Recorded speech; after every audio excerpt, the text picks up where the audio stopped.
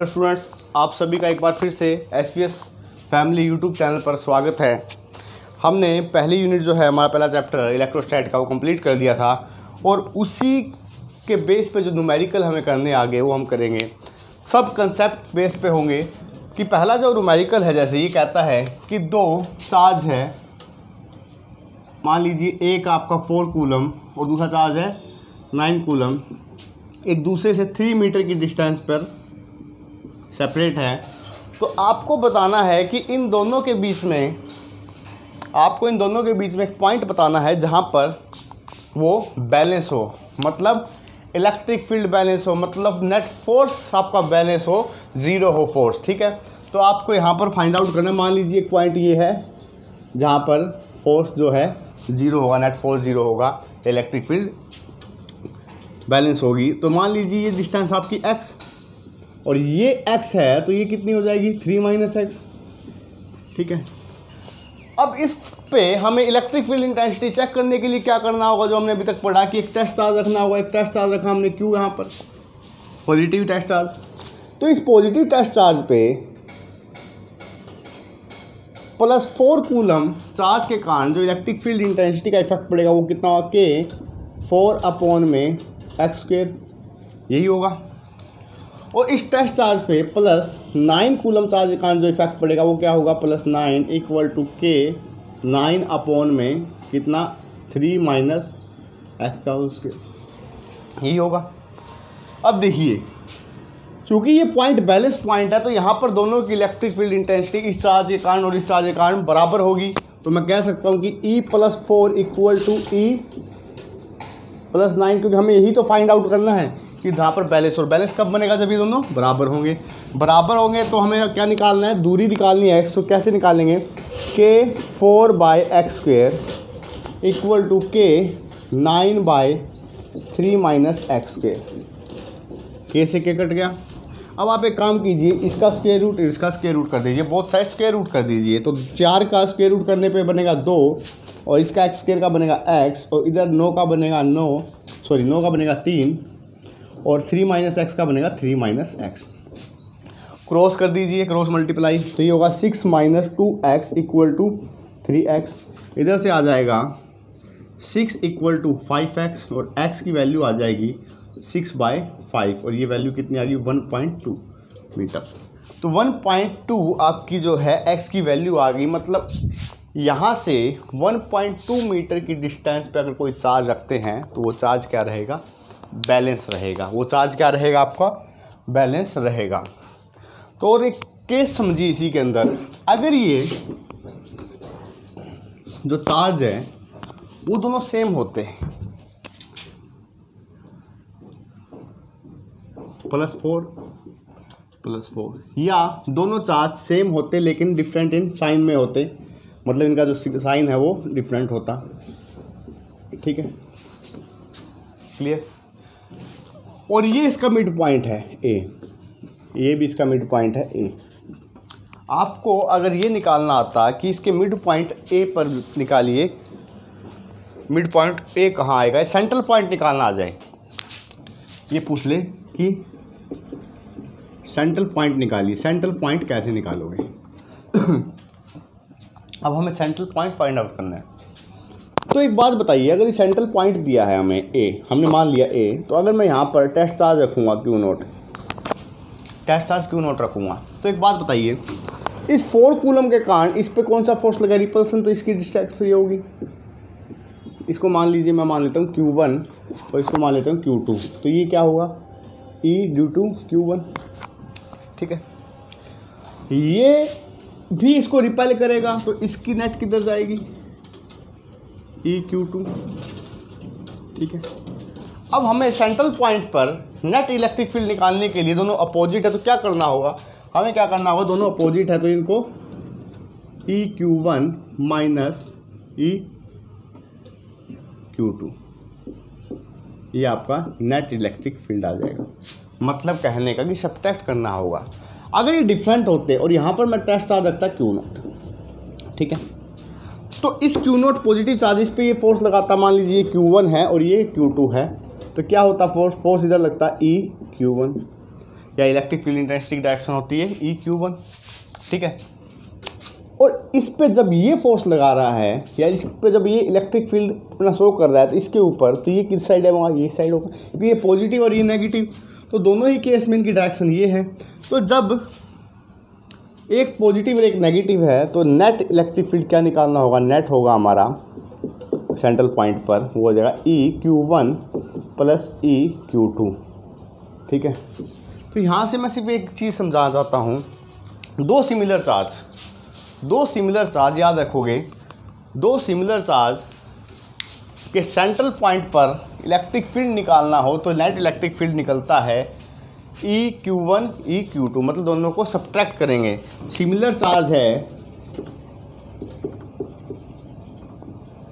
मतलब उनके sign same हैं, तो हम क्या करेंगे, सब्ट्रैक्ट, और डिफरेंट है तो क्या करेंगे, ऐड अप, हम उनको ऐड कर देंगे। तो आपको ये चीज़ ध्यान रखनी है जो आपके न्यूमेरिकल के अंदर काफ़ी हेल्प करेगा आपके क्वेश्चन को निकालने में। न्यूमेरिकल में आपकी काफ़ी हेल्प होगी इससे क्वेश्चन निकालने में, ठीक है।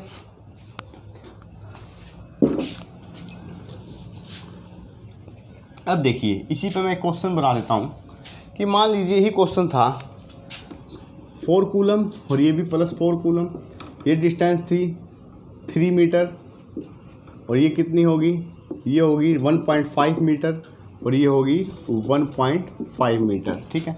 तो सेंट्रल पॉइंट है, तो आपको निकालना क्या है, इसके ऊपर इलेक्ट्रिक फील्ड। और हमें क्या बताया, हमने क्या बताया कि दोनों को माइनस करेंगे, दोनों को माइनस करोगे तो कितना आ जाएगा, दोनों को माइनस करोगे तो अगर इसकी EQ1 की बात करूँ तो ये आ जाएगा K4/1.5 का स्क्वायर, K4/1.5 का स्क्वायर। और अगर मैं दूसरे का लूँ तो इसका आ जाएगा K4/1.5 का स्क्वायर। तो सेम है तो इलेक्ट्रिक फील्ड 0 होगा नेट। अगर ये होता है यहाँ पर माइनस का तो मैं क्या करता, तो मैं इन दोनों को जोड़ता तो क्या आता, K4/1.5 का स्क्वायर, तो आपका नेट इलेक्ट्रिक फील्ड निकल जाता। तो आपको डायरेक्टली अप्लाई करना है क्वेश्चन में और कुछ भी नहीं करना है इसके अंदर, ठीक है। नेक्स्ट लीजिए,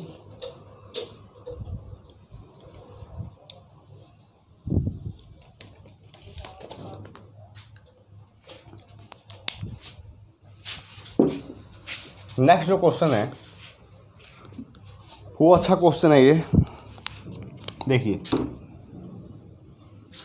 एक इक्विलेटरल ट्रायंगल है, ठीक है। ये यहाँ पर है 10 की पावर -8 और ये है 10 की पावर -8, ठीक है। 10 की पावर -8 और 10 की पावर -8, ठीक है। ये जो डिस्टेंस है 0.05 और ये पॉइंट आपका A, ठीक है। और यहाँ से जो डिस्टेंस है ये आपकी B, ये कितनी है 0.05, ठीक है। ये आपकी B आ गई, तो ये आ गया C D E। तो आपको बताना है कि A पॉइंट पर, B पॉइंट पर और C पॉइंट पर इलेक्ट्रिक फील्ड बताना है। तो हमें 3 पॉइंट दिए हैं A, B और C, बहुत आसान है। एक तो सीधा का सीधा बन रहा है जो अभी हमने क्वेश्चन किया, ये इसका सेंट्रल पॉइंट दिया है A इसका सेंट्रल पॉइंट है, तो हमें A पे निकालना है, ये पॉजिटिव और ये नेगेटिव, ठीक है। ये पॉजिटिव 10 की पावर -8, ये नेगेटिव 10 की पावर -8। अभी हमने किया है कि जब दोनों चार्ज डिफरेंट हो, साइन के अंदर मैग्नीट्यूड सेम है, साइन के अंदर डिफरेंट हो, तो क्या करते हैं, नेट इलेक्ट्रिक फील्ड निकालने के लिए हम क्या करते हैं, हम करते हैं दोनों का ऐड। तो दोनों का ऐड अगर मैं इसका निकालूंगा, इस पे कोई चार्ज रखूँगा Q0 और इन दोनों के बीच का निकालूंगा, डायरेक्टली लिख सकता हूँ कि Q1 कितना आएगा 10 की पावर -8 अपॉन में डिस्टेंस कितनी 0.05 का स्क्वायर, ठीक है। प्लस दूसरे का इसके कारण होगा कि 10 की पावर -8 अपॉन में 0.05 का होल स्क्वायर, ठीक है। 0.05 का होल स्क्वायर। के की वैल्यू क्या होती है, के की वैल्यू होती है 9 × 10 की पावर 9। तो यहाँ पर मैं वैल्यू रखता हूँ 9 × 10 की पावर 9 × 10 की पावर -8 अपॉन में 0.05 का स्क्वायर प्लस के 9 × 10 की पावर 9 × 10 की पावर -8 अपॉन में 0.05 स्क्वायर, ठीक है। कैलकुलेट करो कैलकुलेशन। अगर मैं इसमें पॉइंट को हटा दूँ तो 5/100 होगा अंदर, यहाँ पर पॉइंट हटा दूँ तो 5/100 आ जाएगा, और यहाँ भी क्या आएगा 5/100 आ जाएगा। 5 का स्क्वायर कितना होगा 25। मैं किसी एक को सोल्व कर देता हूँ, सेम है दोनों ही सेम है ये, तो एक को सोल्व कर लेते हैं, इसको सोल्व कर लेते हैं और फिर उसको उतने में ही जोड़ देंगे। तो ये है मेरे पास 9 × 10 की पावर 9 × 10 की पावर -8 अपॉन में ये कितना हो जाएगा 25, और ये जो इसका स्क्वायर करेंगे तो 10 की पावर 4 हो जाएगा, ये ऊपर जाएगा, मतलब इधर मैं लिख सकता हूँ 10 की पावर 4, भैया 4 0 होगी ऊपर जाएगी, 10 की पावर 4 हो जाएगी।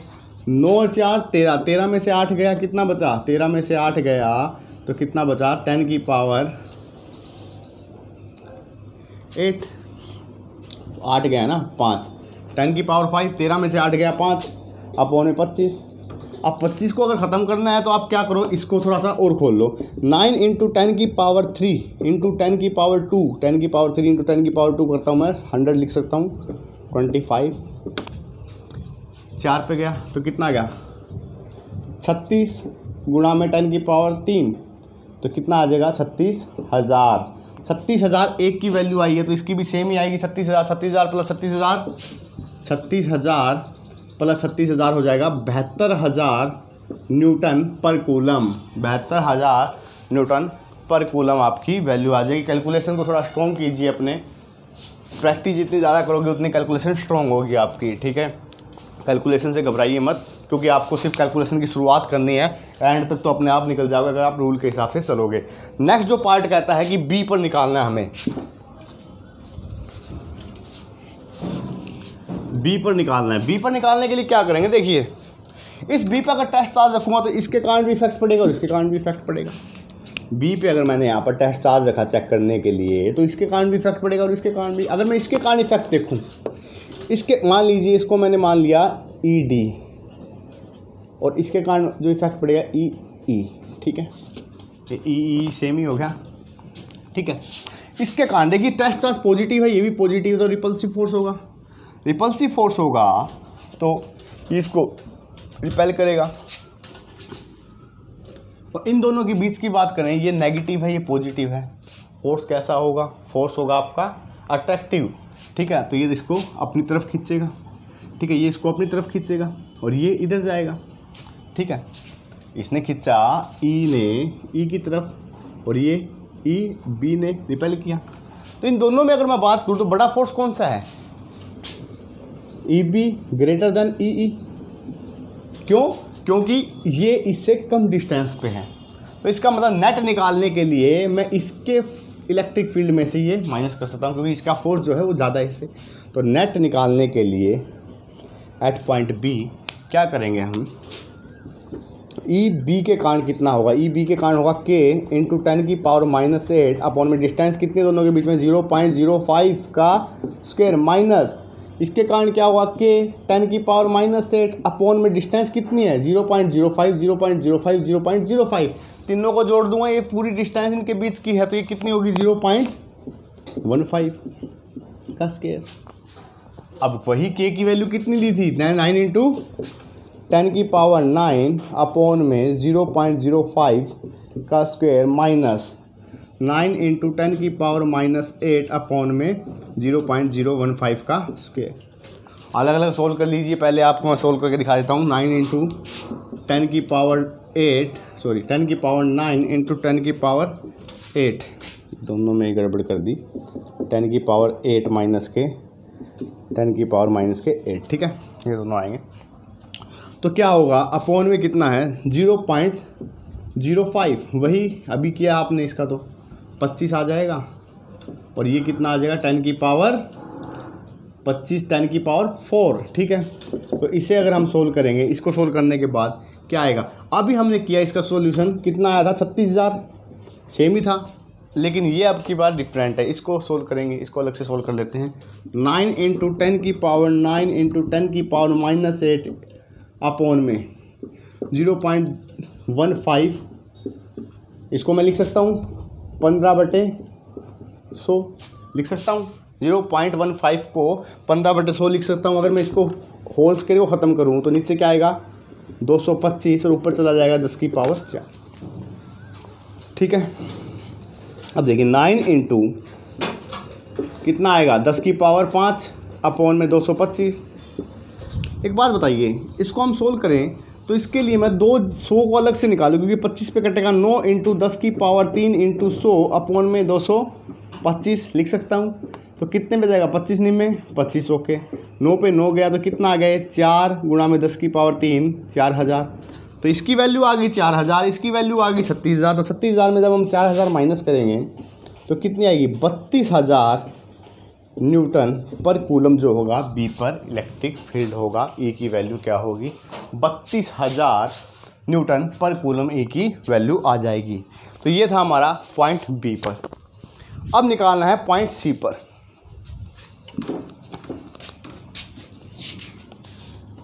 पॉइंट सी पर ये हमने स्टार्टिंग की क्लास की थी तो मैंने एक न्यूमेरिकल करवाया था, वो बड़े आराम से। अब पॉइंट सी पर निकालने के लिए हमें टेस्ट चार्ज यहाँ रखना होगा। अगर मैं टेस्ट चार्ज सी पे रखूँगा, ये जो दूरी है ये है 0.1 और ये भी 0.1 है भाई, ठीक है। तो अगर मैं टेस्ट चार्ज यहाँ रखूँगा तो इस पर जो इफेक्ट पड़ेगा 10 की पावर -8, ये पॉजिटिव है। तो इसका मतलब इसका जो फोर्स लगेगा वो ये लगेगा, इलेक्ट्रिक फील्ड जो होगा इसका इस डायरेक्शन में होगा 80 के कारण।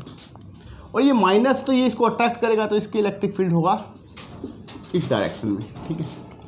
होगा कुछ ज़्यादा आपको इसके अंदर और कुछ करने की ज़रूरत नहीं है। एक बात बताइए, एक ये होगा एक ये होगा, ये 60 डिग्री इक्विलैटरल ट्रायंगल है, ये 60 डिग्री है, ये 60 डिग्री है। तो ये एंगल कितने का होगा ये 120 का होगा। और ये जो डायरेक्शन होगी ये इसकी नेट इलेक्ट्रिक फील्ड की होगी, क्योंकि एक इधर गया एक इधर गया, इसका नेट इलेक्ट्रिक फील्ड की डायरेक्शन होगी राइट साइड, ठीक है। इसमें क्या थी नेट इलेक्ट्रिक फील्ड की डायरेक्शन अलोंग पॉइंट बी पे नेट इलेक्ट्रिक फील्ड की डायरेक्शन क्या थी अलोंग डी बी इसकी डायरेक्शन थी, ठीक है। तो ये है। तो हमने क्वेश्चन किया था फोर्स लगाना जब कंपोनेंट में हो तो कैसे निकालते थे कि E equal to e d का स्क्वायर प्लस ई का square plus 2 e d e cos 120। कितना एंगल है बीच में 120, बस कुछ नहीं करना आपको। एक बात बताइए, ई डी का स्क्वायर प्लस ई का स्क्वायर कोस 120 होता है 1/2 माइनस के। देखो कोस 120 मैं डायरेक्टली कर देता हूँ, कोस 90 प्लस 30, ये कितना आएगा साइन 30। 90 प्लस 30 दूसरे क्वाड्रेंट में कोस थीटा माइनस होता है, तो यहाँ पर आ जाएगा माइनस के 1/2। तो ये वैल्यू आएगी 1 प्लस के 2 ई डी ई माइनस के 1/2, 2 से 2 कट गया तो ये आ जाएगा आपका ई डी का स्क्वायर प्लस ई का स्क्वायर माइनस 2 तो कट ही गया ई डी ई, ठीक है। कितना आ गया। अब मुझे एक बात बताइए, इससे इसकी डिस्टेंस सेम है, इससे इसकी डिस्टेंस सेम है। बात करें दोनों की 10 की पावर -8 और 10 की पावर -8, दोनों का मैग्नीट्यूड सेम है। और ये जो डिस्टेंस है 0.1 और ये जो डिस्टेंस है 0.1 वो डिस्टेंस सेम है। तो क्या इलेक्ट्रिक फील्ड का मैग्नीट्यूड सेम नहीं होगा? और इसके अंदर हम मैग्नीट्यूड ही यूज़ कर रहे हैं, इलेक्ट्रिक फील्ड का मैग्नीट्यूड सेम होगा। इसके अंदर हम क्या यूज़ कर रहे हैं मैग्नीट्यूड ही यूज़ कर रहे हैं। तो मैं कह सकता हूँ यहाँ पर कि ई डी बराबर ई बराबर ई कह सकता हूँ भाई। और यहाँ पर जब मैं वैल्यू पुट करूँगा तो ये क्या आ जाएगा आपका ई डी का स्क्वायर ई का स्क्वायर माइनस ई डी ई एक है तो ई डी का स्क्वायर ई लिख दिया मैंने, प्लस ये भी ई लिख दिया और ये भी क्या होगा ई स्क्वायर होगा, ठीक है। तो माइनस से माइनस कट गया तो ये आपका आ गया ई। तो नेट जो इलेक्ट्रिक फील्ड है वो ई है। और ई क्या होगा, ई किसी का एक का निकाल लीजिए मैग्नीट्यूड करके। ई होगा आपका के इंटू चार्ज कितना 10 की पावर -8 अपॉन में डिस्टेंस कितना 0.1 का स्क्वायर। तो यहाँ से मैं ऊपर कर रहा हूँ के की वैल्यू 9 इंटू 10 की पावर 9 इंटू 10 की पावर -8, क्योंकि मैग्नीट्यूड यूज़ कर रहे हैं यहाँ पर। और 0.1 का मतलब 1/10 और ये हटाओगे तो 100 हो जाएगा और 100 ऊपर जाके क्या हो जाएगा 10 की पावर 2, ठीक है।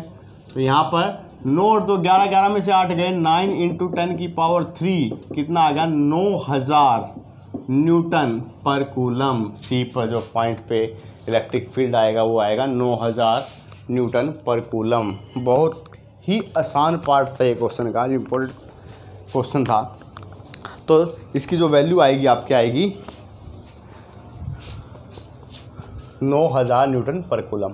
ठीक है, चलिए अब आगे करते हैं क्वेश्चन एक और। अब ये थी हमारी इक्विलेटरल ट्रायंगल। अगर मैं इक्विलेटरल ट्रायंगल की बजाय एक राइट एंगल ट्रायंगल ले लूँ, मान लीजिए मैं एक यहाँ पर राइट एंगल ट्रायंगल ले लेता हूँ। ठीक है, इसके 3 ये कॉर्नर है ए बी सी, और तीनों कॉर्नर पे मैंने एक पॉजिटिव चार्ज क्यू यहाँ पर, एक पॉजिटिव चार्ज क्यू यहाँ पर, एक पॉजिटिव चार्ज क्यू यहाँ पर रख दिया। ठीक है, ए और सी का मिड पॉइंट है आपका पी।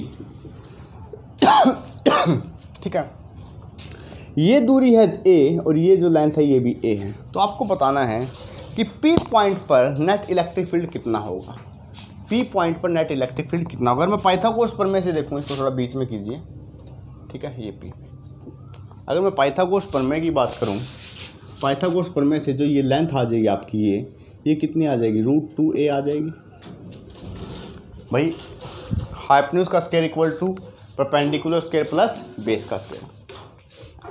तो ये P जो है मिड पॉइंट है AC का, तो ये लेंथ कितनी होगी यहाँ से, a/√2, और ये लेंथ कितनी होगी, a/√2। ठीक है, तो ये लेंथ आ गई हमारी। अब देखते हैं P पे हमें टेस्ट चार्ज रखना होगा। P पे टेस्ट चार्ज रखा मैंने Q पॉजिटिव, Q0। तो इसके ऊपर ये फोर्स कितना लगाएगा, इस साइड लगाएगा E A के कारण, और इस पे जो ये फोर्स लगेगा यार, इसका फील्ड जो होगा वो इस साइड होगा E C के कारण। ये मैं कई बार इलेक्ट्रिक फील्ड की जगह फोर्स बोल रहा हूँ, तो उसका मतलब समझ जाइए कि फोर्स का मतलब मैं इलेक्ट्रिक फील्ड के बारे में ही बोलना चाहता हूँ कि इसका इलेक्ट्रिक फील्ड इस साइड होगा इसके कारण, और इसके कारण इस पे जो इलेक्ट्रिक फील्ड होगा वो इस साइड होगा। डायरेक्शन आ गई। तो इन दोनों के बीच में इस पॉइंट पे जो होगा वो नेट क्या होगा, 0 होगा, क्योंकि बराबर है, सेम चार्ज है, सेम डिस्टेंस है। तो नेट फोर्स क्या होगा, बराबर होगा। बराबर होगा तो जो यहाँ से 0 आ जाएगा, नेट फोर्स कितना आ जाएगा, 0 आ जाएगा। ठीक है, अब बात करते हैं बी की। बी के कारण, बी की जो इलेक्ट्रिक फील्ड की डायरेक्शन होगी ये होगी EB। ठीक है, एक बात बताइए, ये एक स्क्वायर है, ये कितनी है, √2a, ये a/√2, ये a/√2, तो ये भी a/√2 नहीं होगी। कुछ ऐसा ही फिगर नहीं है ये, क्योंकि ये स्क्वायर ही बन रहा है, स्क्वायर का आधा हिस्सा है राइट एंगल ट्रायंगल। तो ये कितनी हो जाएगी, a/√2। ठीक है, तो यहाँ पर जब हमने टेस्ट चार्ज रखा तो फोर्स ऑफ रिपल्सन के कारण इलेक्ट्रिक फील्ड की डायरेक्शन वो होगी। तो यहाँ पर जो EB आएगा वो कितना आएगा, K कितना है, Q अपॉन में a/√2 स्क्वायर। तो इसे मैं कह सकता हूँ, ये 2 ऊपर हो जाएगा, 2KQ अपॉन में a स्क्वायर। ये आपके राइट एंगल ट्रायंगल पे P पॉइंट पे जो नेट इलेक्ट्रिक फील्ड आएगा वो आ जाएगा।